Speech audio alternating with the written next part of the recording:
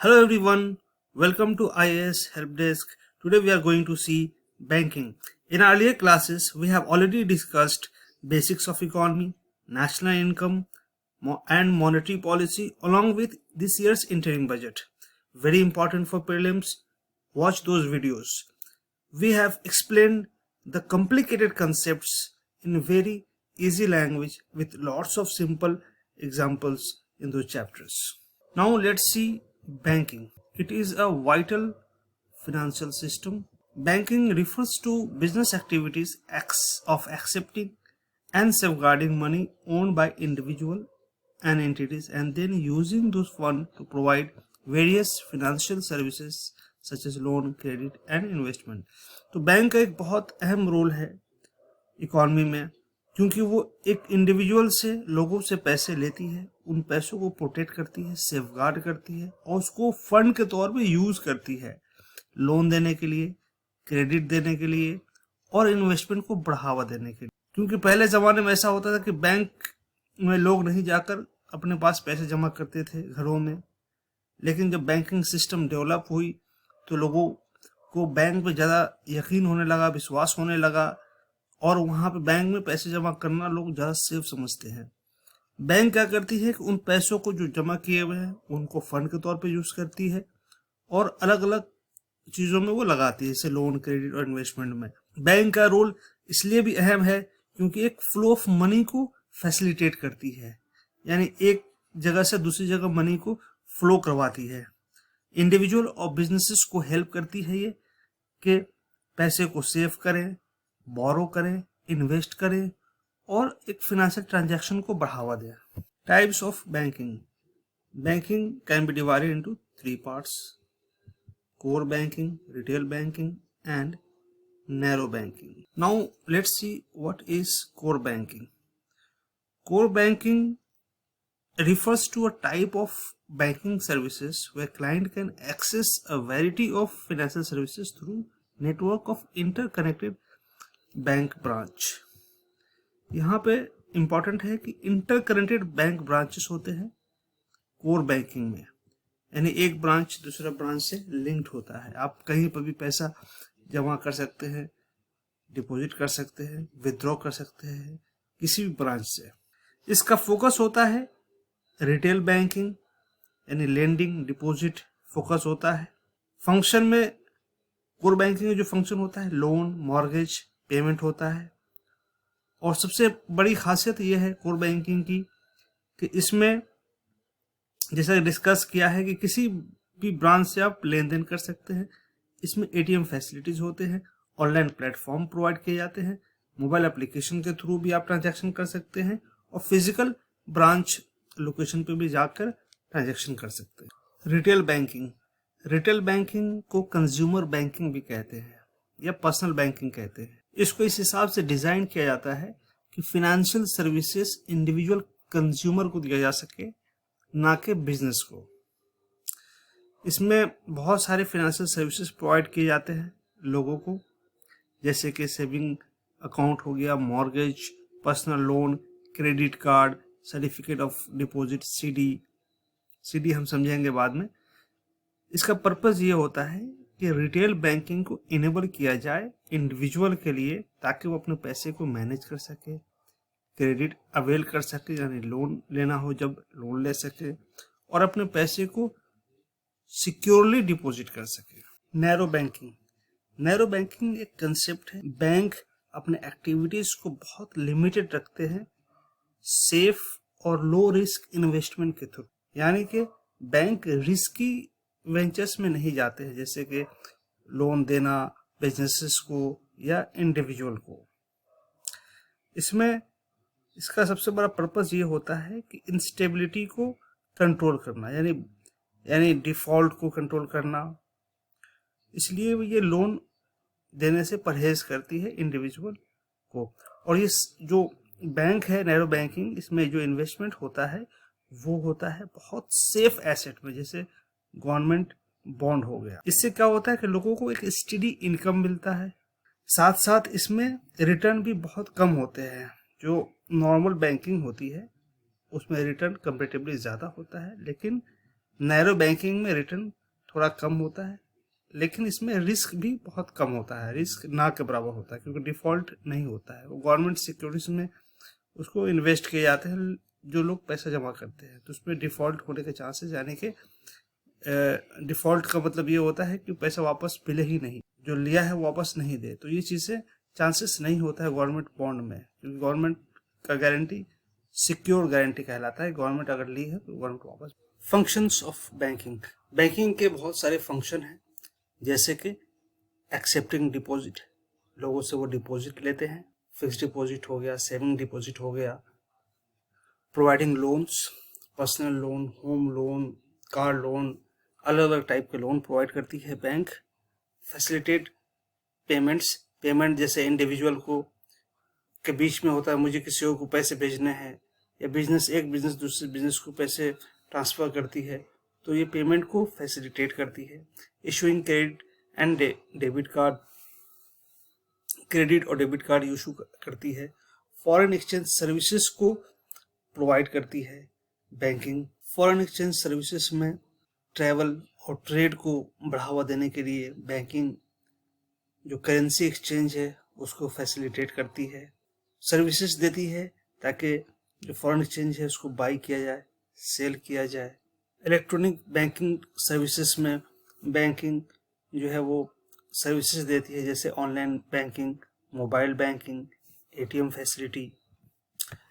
Banks risk management भी करती है, जैसे credit risk, market risk, operational risk, और वो टूल यूज़ करती है जैसे इंश्योरेंस हो गया, डेरिवेटिव हो गया, ताकि उन रिस्क को मैनेज किया जा सके। बैंक्स कम्युनिटी डेवलपमेंट के लिए काम करती है, ताकि किसी कम्युनिटी को अपलिफ्ट किया जाए, उनको प्रोजेक्ट्स में हेल्प किए जाए, प्रोजेक्ट्स प्रोग्राम, ताकि वो इनकम उनका अर्निंग स्टार्ट हो जाए और उनकी वेलबींग हो। Evolution of banking in India.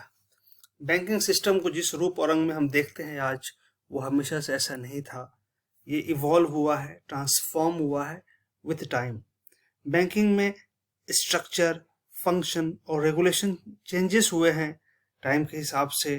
Pre independence period यानी 1947 से पहले बैंकिंग की कंडीशन ये थी कि इसमें बेसिकली दो पार्ट थे बैंकिंग के। पहला था इंडिजिनस बैंकिंग, दूसरा था यूरोपियन बैंक्स। इंडिजिनस बैंकिंग जो था वो ब्रिटिश रूल से पहले भी था, जैसे हुंडी हो गया, इंडिजिनस बैंकर हो गए, ये पहले भी थे। दूसरा है यूरोपियन बैंक्स। कॉलोनियल पीरियड में हम देखते हैं कि यूरोपियन बैंक, जैसे बैंक ऑफ बॉम्बे 1840 में इस्टेब्लिश हुआ, बैंक ऑफ बंगाल 1806 में इस्टेब्लिश हुआ, बैंक ऑफ मद्रास 1843 में इस्टेब्लिश हुआ, और इनको कलेक्टिवली हम प्रेसिडेंसी बैंक कहते हैं। पोस्ट इंडिपेंडेंस पीरियड यानी 1947 के बाद बैंकिंग में सबसे बड़ा जो चेंजेस किए गए हैं वो है नेशनलाइजेशन ऑफ बैंक, जो 1969 में किए गए। 14 मेजर बैंक्स जो प्राइवेट बैंक्स थे उनको नेशनलाइज किया गया। नेशनलाइज का मतलब ये हुआ कि पब्लिक ओनरशिप में आ गया, गवर्नमेंट के वो कंट्रोल में आ गया।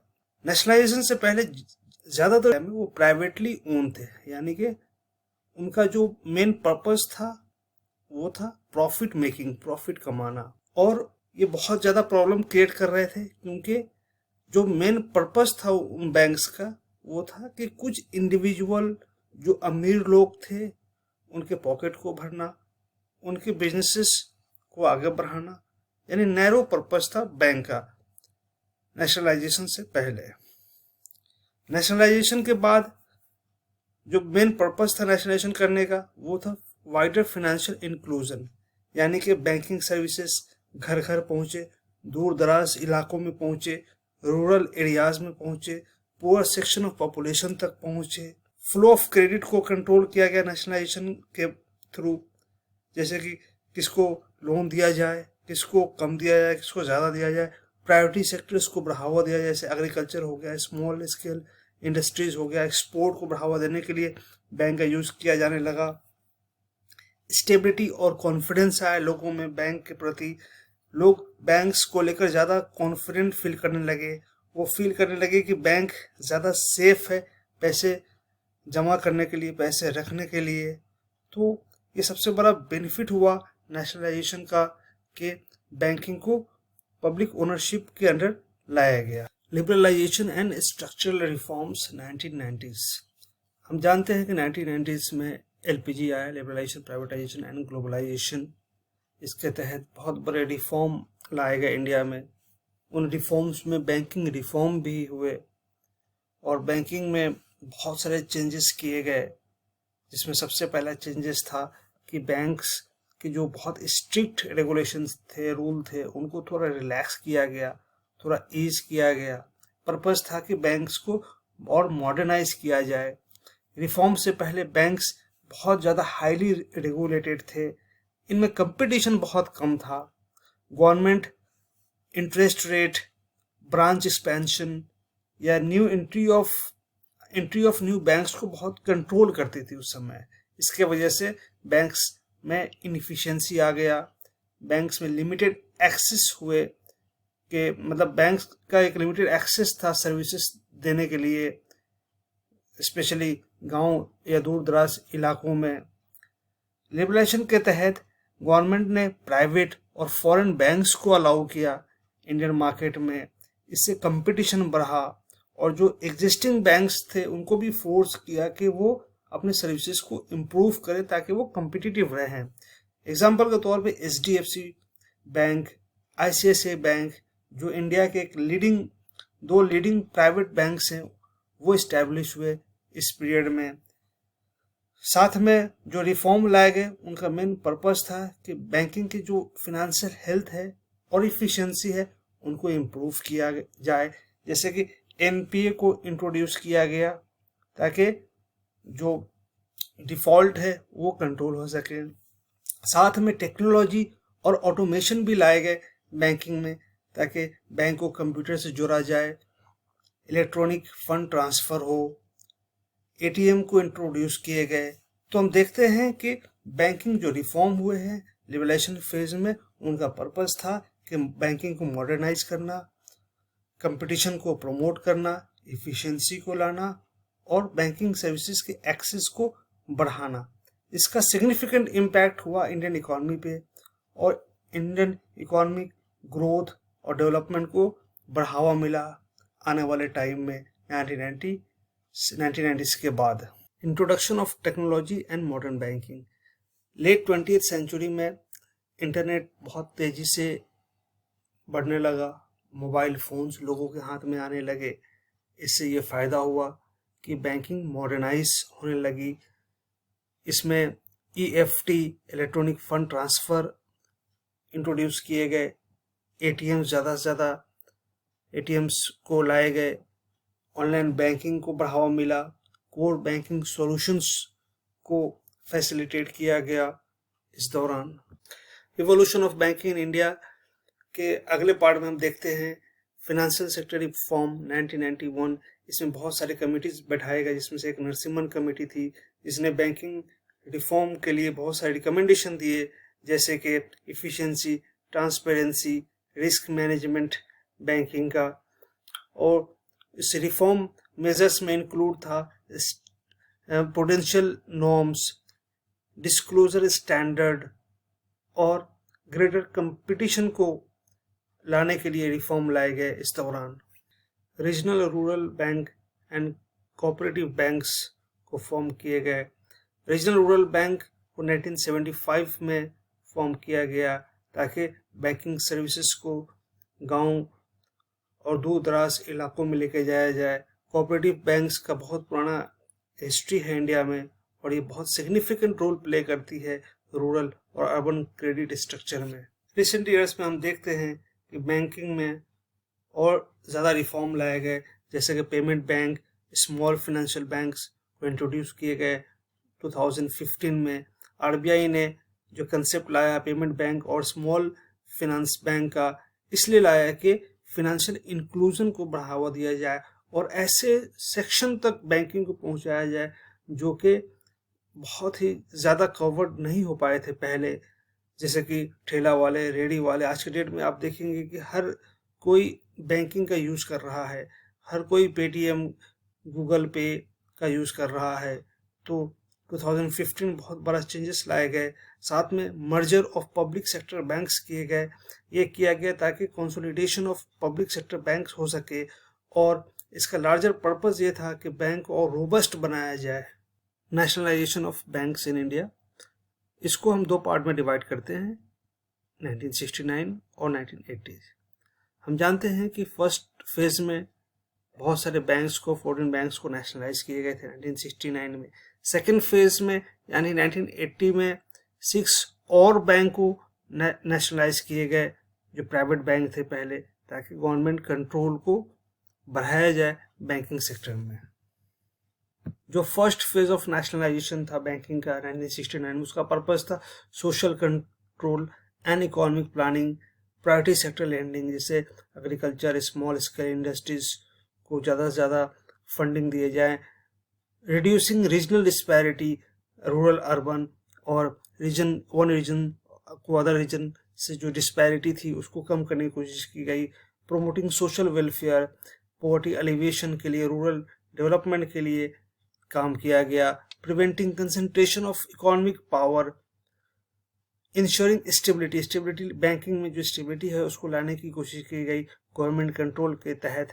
सेकेंड फेज ऑफ नेशनलाइजेशन जो कि 1980 में हुआ, उसका पर्पस था कंसोलिडेशन एंड एक्सपेंशन, बैंकिंग को और एक्सपैंड करने की कोशिश की गई, सोशल ऑब्जेक्टिव को और फर्दर किया गया, जैसे फाइनेंशियल इंक्लूजन को बढ़ावा दिया गया, बैंकिंग सेक्टर और दूर दराज लोगों तक पहुंचे, इसकी कोशिश की गई, स्ट्रेंथनिंग द पब्लिक सेक्टर को और मजबूत बनाने की कोशिश की गई, protection of depositors interest, depositors के जो पैसे हैं उसको प्रोटेक्ट करने के लिए और कोशिश किया गया, कॉम्बैटिंग कंसंट्रेशन ऑफ वेल्थ को जो कंसंट्रेशन है कुछ लोगों के हाथ में, उसको कंट्रोल करने के लिए कोशिश की गई ताकि पैसे सब लोगों के हाथ में आए।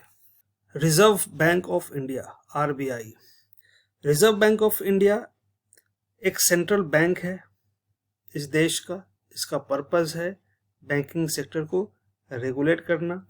1935 में इस्टेब्लिश हुई थी RBI, reserve Bank of India act के तहत, और ये हिल्टन यंग कमीशन के रिकमेंडेशन पे इसको इस्टेब्लिश किया गया था। आरबीआई एक बहुत इंपॉर्टेंट रोल प्ले करती है इंडिया में रेगुलेशन और कंट्रोल में, मॉनेटरी पॉलिसी और फाइनेंशियल सिस्टम का इस देश के अंदर में। साथ में इसका पर्पस ये भी है कि मॉनेटरी पॉलिसीज के रूल्स और जो डिज़ाइंस हैं उसको ये फॉर्मुलेट करे, करेंसी को इशू करे और सुपरवाइज करे बैंक्स को, स्टेबिलिटी को मेंटेन करे फाइनेंशियल सिस्टम में।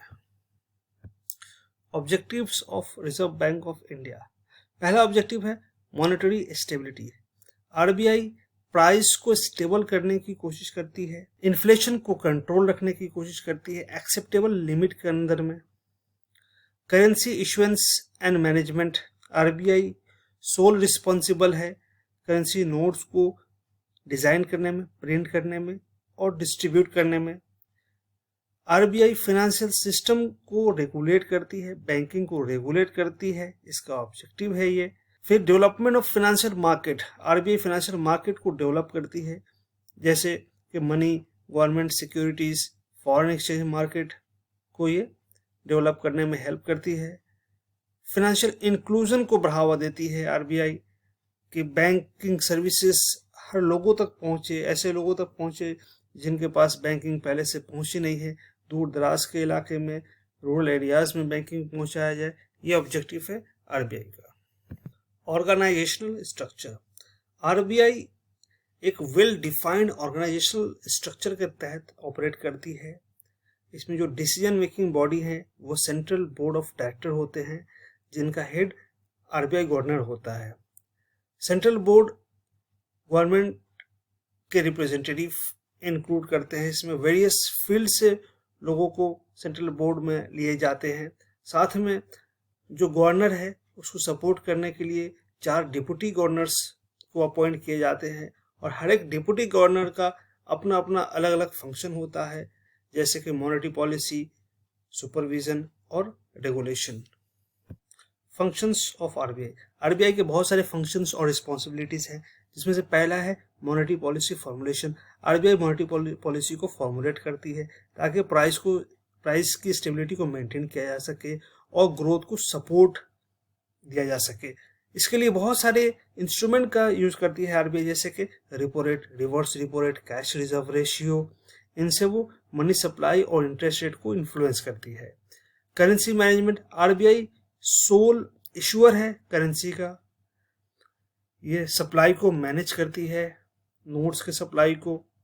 Banking regulation and supervision, RBI banking को रेगुलेट करती है, सुपरवाइज करती है, उनको लाइसेंसेस प्रोवाइड करती है, उनके लिए रेगुलेशंस को प्रिस्क्राइब करती है और साथ में इंस्पेक्शन भी करती है ताकि देखा जाए कि बैंक कितने कंप्लायंस को फॉलो करते हैं आरबीआई के गाइडलाइंस जो दिया गया है उसको। Foreign exchange management, RBI foreign exchange को भी मैनेज करती है ताकि एक्सटर्नल ट्रेड और पेमेंट को बढ़ावा दिया जा सके। ये फॉरेन एक्सचेंज मार्केट में इंटरवेन करती है ताकि रुपये को स्टेबिलिटी दिया जाए और फेवरेबल बैलेंस ऑफ पेमेंट हो। आरबीआई डेवलपमेंट फंक्शंस के रोल को भी निभाती है, जैसे कि फाइनेंशियल इंक्लूजन हो गया, रूरल क्रेडिट को बढ़ावा देने के लिए स्टेप्स लिए जाते हैं आरबीआई के द्वारा।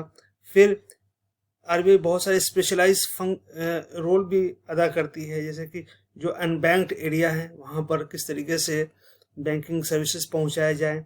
Financial market operation, RBI financial market को ऑपरेट करती है, जैसे कि वो इंटरेस्ट रेट को रेगुलेट करती है। Research and statistic, RBI research और स्टैटिस्टिक का भी सहारा लेती है। ये बहुत सारे रिसर्च को कंडक्ट करती है, उनके जो डेटा है उसको कंपाइल करती है ताकि एक इन्फॉर्म डिसीजन लिया जाए और time to time RBI report भी पब्लिश करती है। Reserve Bank of India autonomy, autonomy को हम 3 तरीके से देख सकते हैं: independence in decision making, autonomous regulatory authority, currency issuance. Independence in decision making में हम देखते हैं कि आरबीआई का डिसीजन जो है वो इंडिपेंडेंट होता है, गवर्नमेंट का इंटरफेरेंस नहीं होता है। आरबीआई का जो गवर्नर है वो मॉनेटरी पॉलिसी कमेटी को साथ में लेकर पॉलिसी को फॉर्मुलेट करती है।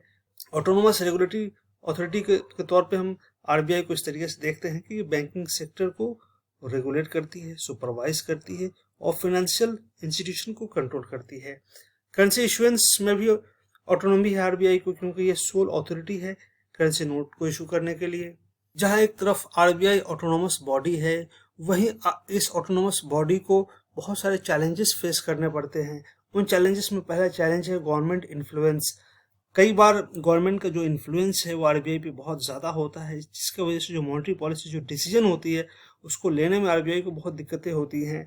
फिस्कल डोमिनेंस जब प्रेशर क्रिएट करती है आरबीआई पे तो मॉनेटरी पॉलिसी डिसीजन लेने में हैम्पर करती है। ये public expectation, political pressure affect करती है आरबीआई को डिसीजन लेने में। पॉलिसी कोऑर्डिनेशन चैलेंजेस, फिस्कल और मॉनेटरी पॉलिसीज के बेसिकली एक ही ऑब्जेक्टिव है, ग्रोथ एंड डेवलपमेंट, लेकिन जो तरीका है वो अलग अलग है। लेकिन कई बार कोऑर्डिनेशन में चैलेंजेस आते हैं, जिससे मॉनेटरी पॉलिसी जो डिसीजन है उसको लेने में बहुत ज़्यादा दिक्कतें फेस होती हैं और मॉनेटरी पॉलिसी कई बार डिसीजन जो है इम्पैक्ट कर जाता है फिस्कल पॉलिसी डिसीजन की वजह से। Solution for preserving autonomy of RBI. First है क्लियर कम्युनिकेशन। गवर्नमेंट और आरबीआई में क्लियर कम्युनिकेशन होना चाहिए ताकि आरबीआई अपने रैशनैलिटी को दिखा सके कि जो डिसीजन ली है उसमें क्या रैशनैलिटी है। Strengthening legal framework, legal framework को स्ट्रॉन्ग बनाना चाहिए, टाइम टू टाइम रिव्यू होना चाहिए ताकि देखा जाए कि आरबीआई का जो ऑटोनॉमस जो बॉडी का जो टैग है वो कितना स्ट्रॉन्ग है, कितना आरबीआई ऑटोनॉमी के तहत काम करती है। इन्हांस अकाउंटेबिलिटी, आरबीआई की अकाउंटेबिलिटी को भी इंश्योर करना जरूरी है ताकि ये देखा जाए जो भी डिसीजन लेती है वो कितना इकोनॉमिक ऑब्जेक्टिव को फुलफिल करती है। आरबीआई की कैपेसिटी बिल्डिंग को ध्यान में देना चाहिए, जैसे कि स्किल्ड ह्यूमन रिसोर्स हो गए, एडवांस टेक्नोलॉजी इंफ्रास्ट्रक्चर हो गए, इनको बढ़ाना चाहिए।